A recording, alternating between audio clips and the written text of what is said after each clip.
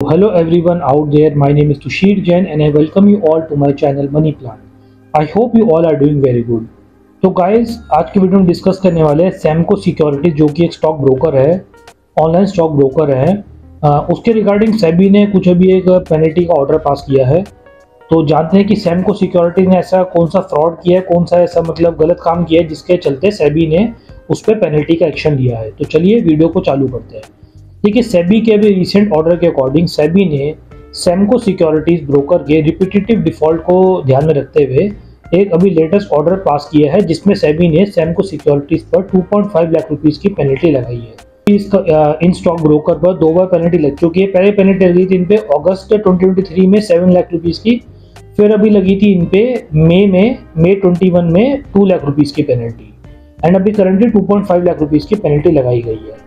इस बार सेबी ने जो डिस्क्रिपेंसी नोट करी वो सेबी ने ये देखा कि जो सैमको सिक्योरिटीज है वो अपने क्लाइंट को ऑन बोर्ड जब करती है तो उसमें कोई डिस्क्रिपेंसी थी एंड क्लाइंट का जो डेटा मार्केट रेगुलेटर सेबी की इंस्पेक्शन टीम को देना होता है वो सैमको सिक्योरिटीज ने प्रॉपर्ली सबमिट नहीं किया था।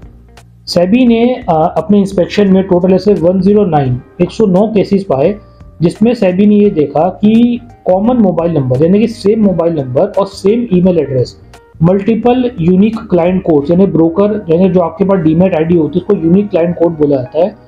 यूनिक क्लाइंट कोड्स में उसको लिंक कर दिया गया उनके केवाईसी डॉक्यूमेंट्स में एंड इस चीज़ के लिए जो क्लाइंट्स का कंसेंट लेटर होता है वो भी नहीं लिया गया।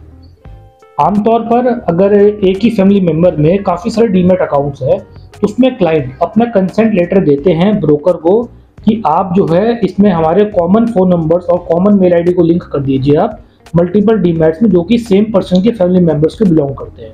बट इसमें ध्यान देने वाली बात यह कि इसके लिए क्लाइंट का कंसेंट लेटर लेना जरूरी होता है एंड सैमको ने क्या किया इन 109 केसेस में इन्होंने कॉमन मोबाइल नंबर और कॉमन ईमेल आईडी तो लिंक करवा दी क्लाइंट के डीमैट में, बट उनसे जो उनका कंसेंट लेटर है वो उसमें नहीं लिया गया।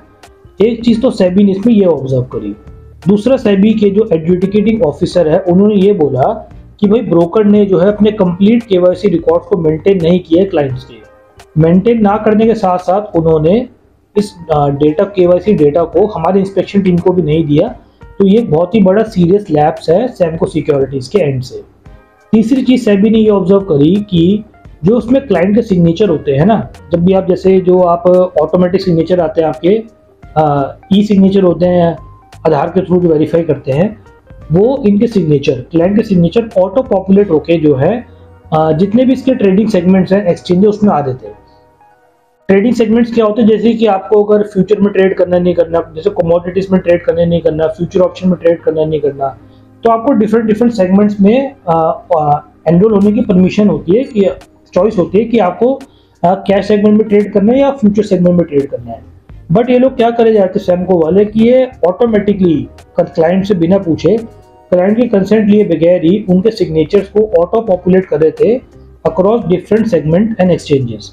इससे क्या होता है कि जो सेगमेंट क्लाइंट ने सेलेक्ट नहीं किया है ट्रेडिंग के लिए उसमें भी क्लाइंट का ऑटोमेटिकली एनरोलमेंट किया जा रहा था। जब ब्रोकर यानी सैमको सिक्योरिटी से इस चीज़ के बारे में पूछा गया तो उन्होंने ये जवाब दिया कि भाई हमारा जो सॉफ्टवेयर है वो इसी तरीके से डिज़ाइन है कि क्लाइंट को अगर हम एक बार एनरोल कर लेते हैं तो मल्टीपल सेगमेंट्स में वो ऑटोमेटिकली एनरोल होता हुआ चला जाता है। तो ये चीज़ कहने गलत है क्योंकि क्लाइंट के पास यानी कि अगर मैं एक इन्वेस्टर तो मेरे पास राइट होना चाहिए और राइट मेरे पास है भी कि मुझे कौन से सेगमेंट में ट्रेड कराना है कौन से सेगमेंट में ट्रेड नहीं करना।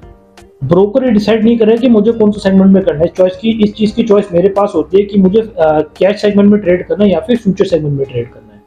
तो ये भी सैमको सिक्योरिटी के सॉफ्टवेयर में एक लैप्स पाया गया। उसी के साथ साथ क्लाइंट्स को जो नॉमिनेशन फैसिलिटी होती है जैसे सेबी ने मैंडेटरी कर दिया कि आपको नॉमिनेशन देना है नहीं देना, मैंडेटरी कर दिया। सैमको सिक्योरिटीज अपने क्लाइंट्स को ये ऑप्शन नहीं दे रहा, उसने ऑटोमेटिकली अपने सॉफ्टवेयर में ऐसे चेंजेस कर दिए कि क्लाइंट्स को ऑटोमेटिकली ऑप्ट आउट कर दिए नॉमिनेशन से। क्लाइंट नॉमिनेशन भर ही नहीं पा रहा, उनको ऑटोमेटिकली ऑप्ट आउट करा जा रहा है, मतलब नॉमिनेशन की फैसिलिटी दे ही नहीं जा रही है। तो ये भी कहने के सॉफ्टवेयर में उनकी फ्लॉ था। एक पहला फ्लॉ था कि उन्होंने common mobile number common email address को लिंक कर दिया मल्टीपल क्लाइंट के कोड से। दूसरा ये था कि उन्होंने क्लाइंट का जो डेटा केवाईसी डेटा है उसको प्रॉपर्ली मेंटेन नहीं किया। मेंटेन ना करने के साथ साथ उन्होंने सेबी के इंस्पेक्शन टीम को नहीं दिया।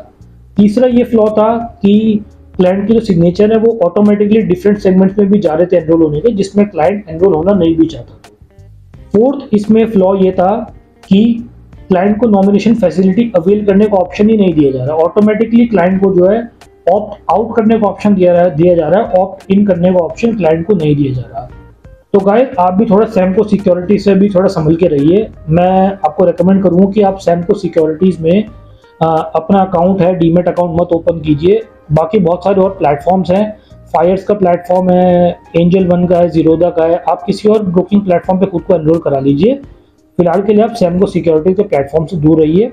एंड ये मेरे सामने एक केस स्टडी थी जिसको थोड़ा मैं स्टडी किया एंड आप लोगों के सामने मैंने प्रेजेंट किया सैमको सिक्योरिटीज के फ्रॉड को लेकर केस स्टडी, जो कि सेबी ने भी अभी ऑब्जर्व करी है।